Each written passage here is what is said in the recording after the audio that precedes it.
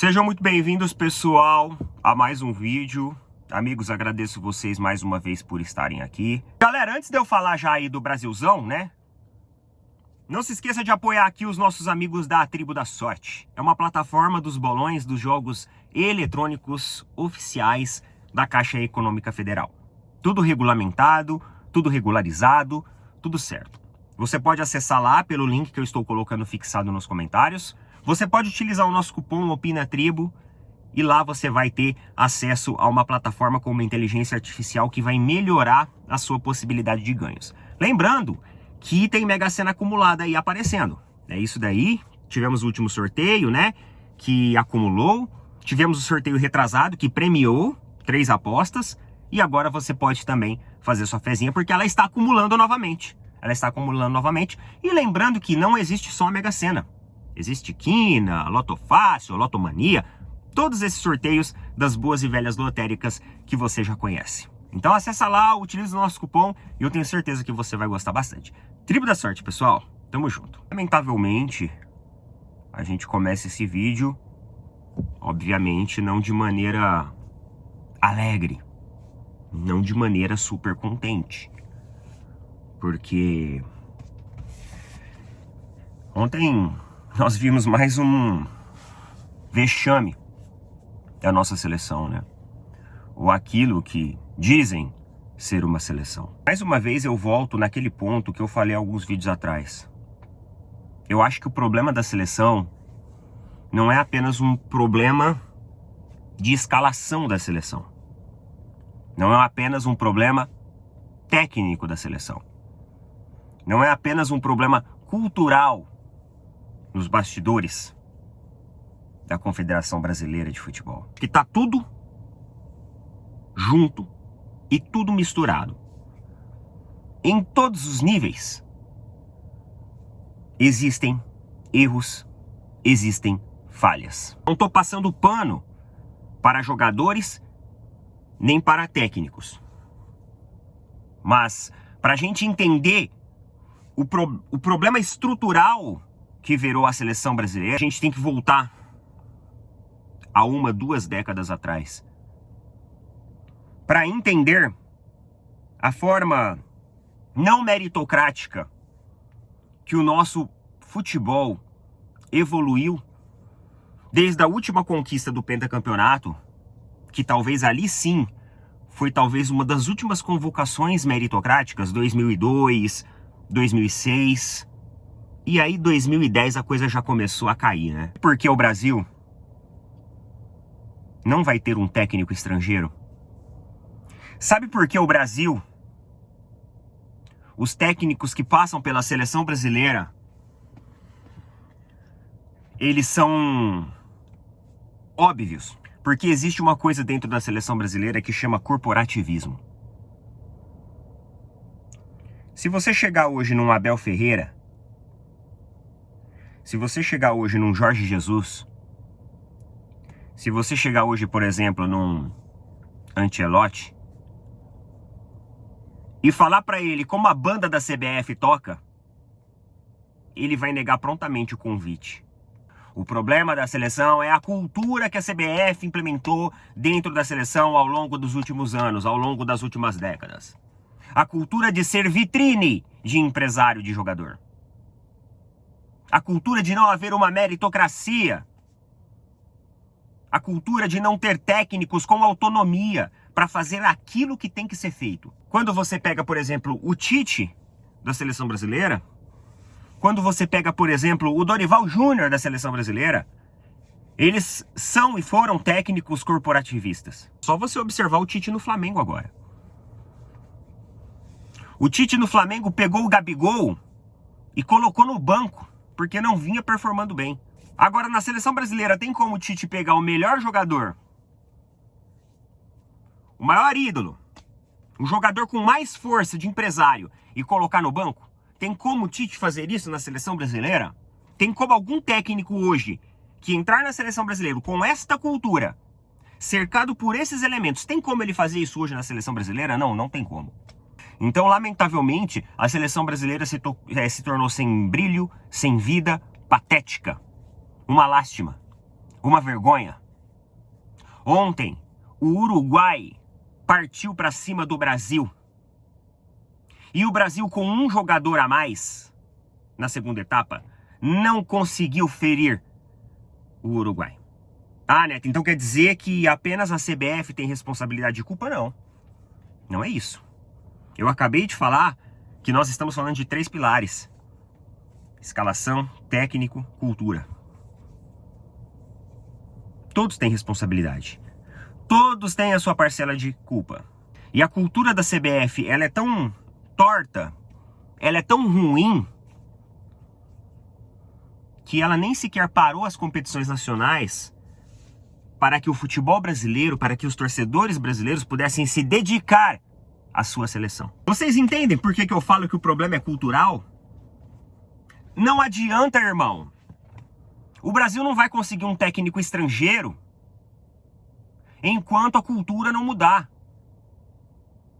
E essa questão ali de levar Leila Pereira, levar Casares para ser ali os representantes, né, e tudo mais, fazer amistosos com boas exibições, isso daí só foi uma maneira de afagar ali o brasileiro, dizendo que a coisa tinha mudado.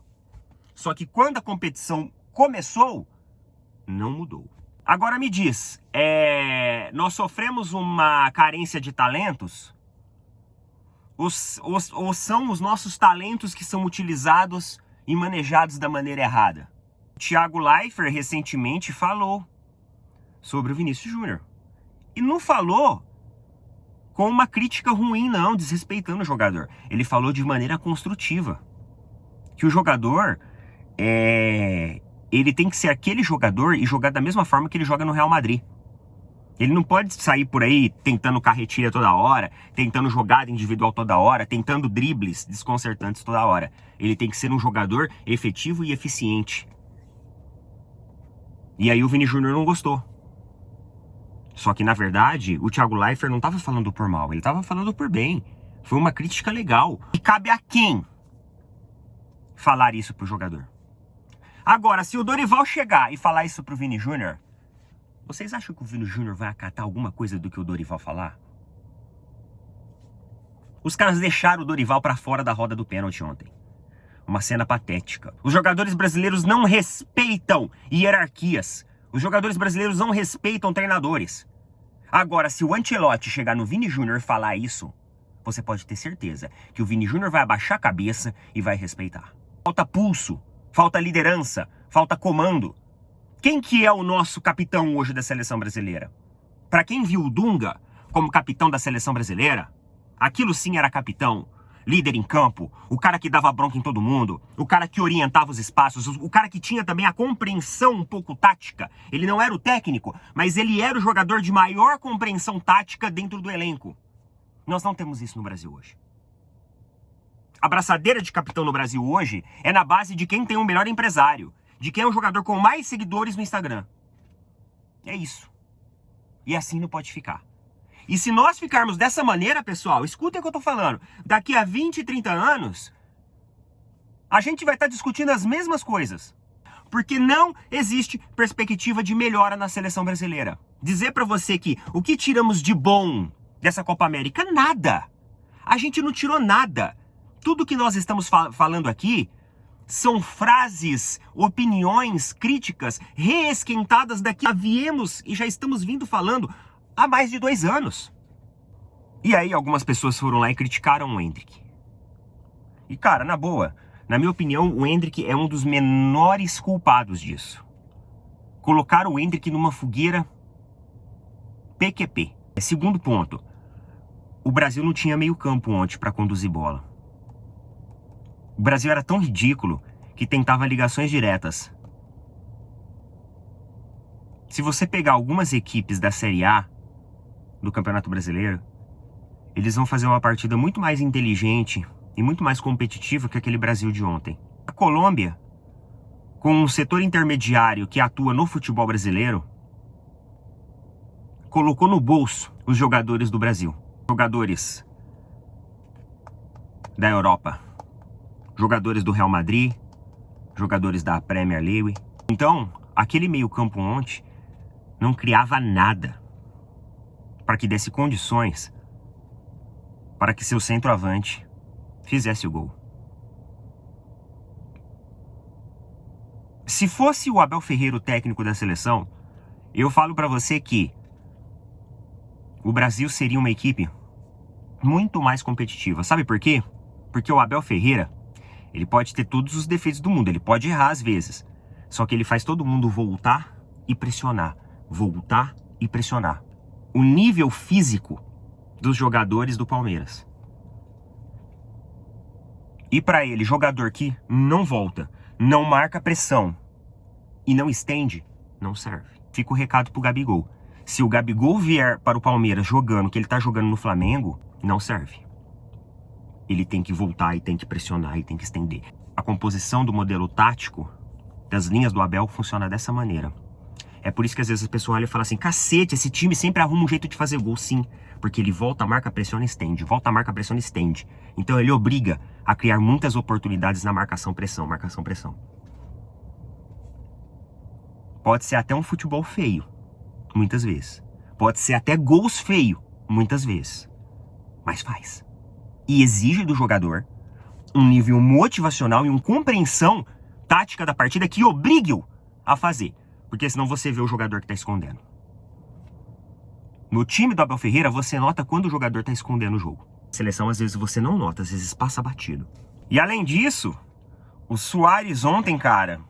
O Suárez ontem detonou o Andrés Pereira, hein? Porque olha isso aqui. Na coletiva, na quinta-feira, a coletiva pré-jogo, o Andrés Pereira, ele soltou uma frase que foi infeliz. Mas muito infeliz.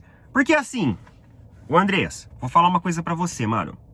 Acabou a época que o jogador queria ser brasileiro pra ser da seleção brasileira. Quando você olha 20 anos atrás, 25 anos atrás, 30 anos atrás, a seleção brasileira tinha prestígio. No saguão de entrada pro campo, os jogadores olhavam assim, os jogadores da seleção brasileira, e falavam assim, caraca, meu, eu tô do lado da seleção brasileira.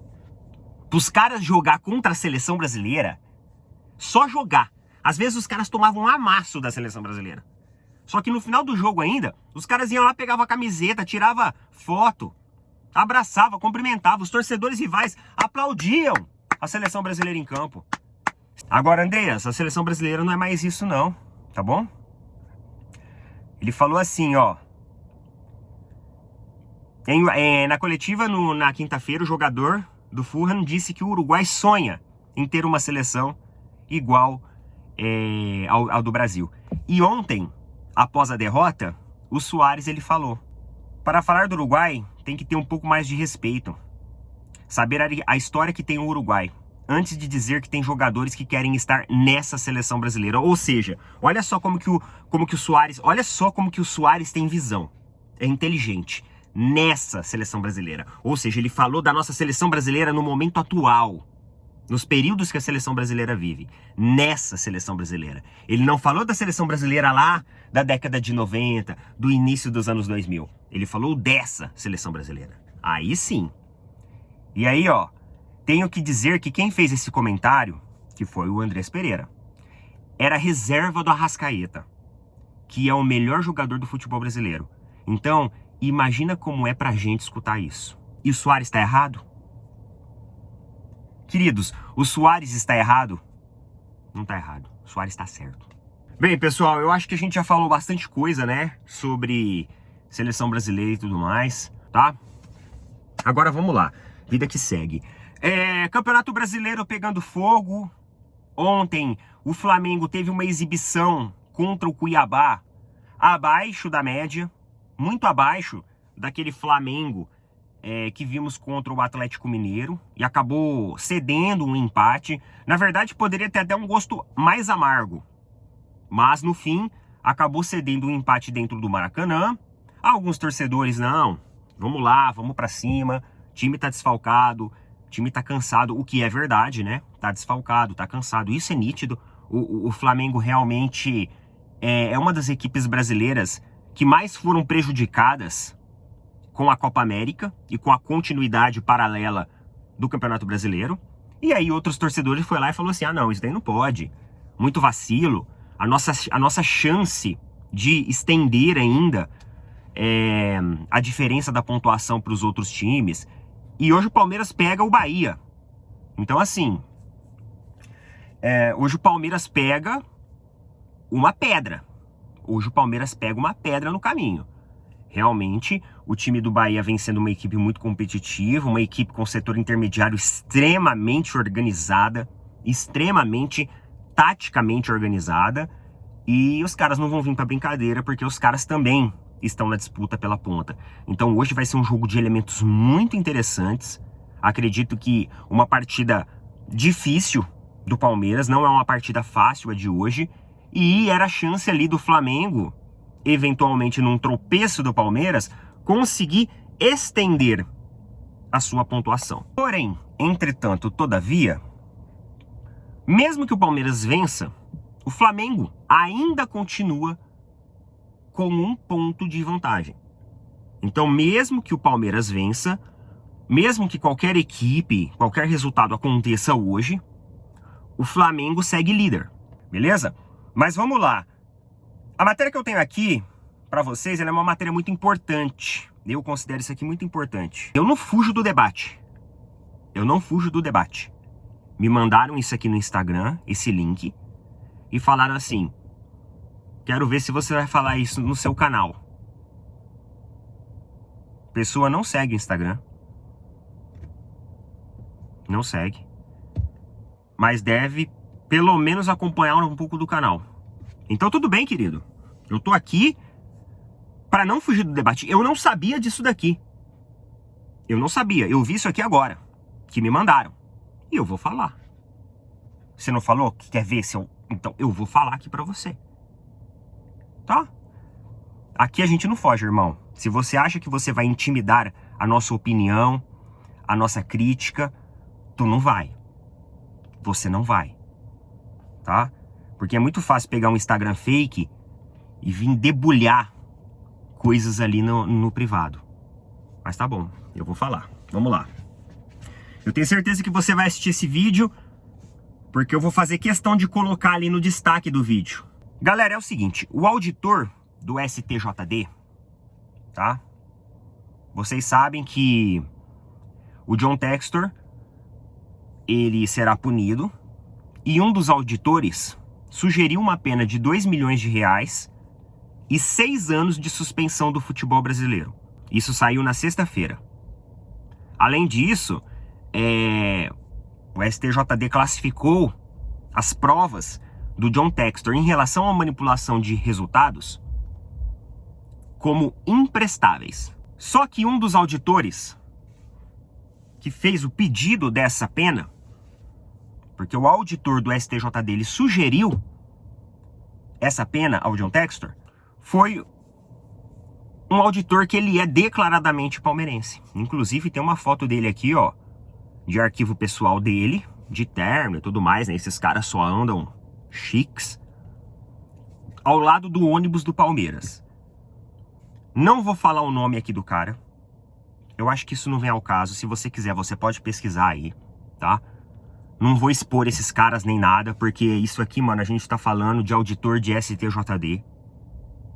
Não vou expor nomes. Não vou expor. Porque, assim, internet, galera, é uma coisa poluída. Eu não sei quem vai assistir isso. Eu não sei como a pessoa que vai assistir isso pode interpretar, tá? Então, quem quiser saber o nome, é só colocar no Google. E aí, cara, uma parte da torcida organizada do Botafogo chamou a atenção para esse ponto, né? Dizendo que esse auditor, ele deveria ter se considerado, né, entre aspas, incapaz de participar desse trâmite, por ele ser um torcedor do Palmeiras declarado, e isso de alguma forma puder evidenciar uma conduta pessoal em relação ao caso do John Textor. E o Neto, o que você acha disso? Cara, eu concordo com a visão do torcedor do Botafogo. É o que eu falo, eu não fujo aqui da opinião. Não tem estresse. Não tem estresse aqui. Realmente, se isso daí foi analisado apenas por ele, Eu acho que ele realmente não tem. Ainda mais por ele se tratar assim, né? Ser um torcedor declarado do Palmeiras. A análise disso aqui, ela tem que ter uma imparcialidade. Ah, Neto, mas os caras, eles podem ser torcedores de clubes de futebol e às vezes não deixar claro publicamente, né, a sua torcida. Sim, só que ele deixou. E a partir do momento que você expõe publicamente alguma coisa desse tipo, você também tem que saber a hora certa de sair de cena, para que seja imparcial. Entendeu? Então, pessoal, eu concordo com o ponto de vista dos torcedores do Botafogo. E eu acho realmente isso muito prejudicial para a imagem do Palmeiras. Porque, o auditor do STJD que sugeriu a pena ao John Textor é um torcedor declarado palmeirense roxo. É ruim isso pro Palmeiras. Então, a atitude mais correta dele, para não prejudicar o próprio Palmeiras, é ele ter se desvinculado do caso. Lembrando, pessoal, que isso foi uma sugestão. Não que o John Textor, ele vai ser ainda punido. Isso vai passar por uma análise de outras pessoas. E, obviamente, uma situação dessa aqui, vindo a público, ela vai inferir, provavelmente, nesse trâmite. Provavelmente ela vai inferir. Tá bom? Fica aqui o nosso posicionamento em relação a isso. Beleza? Tamo junto. Valeu, falou. Até mais.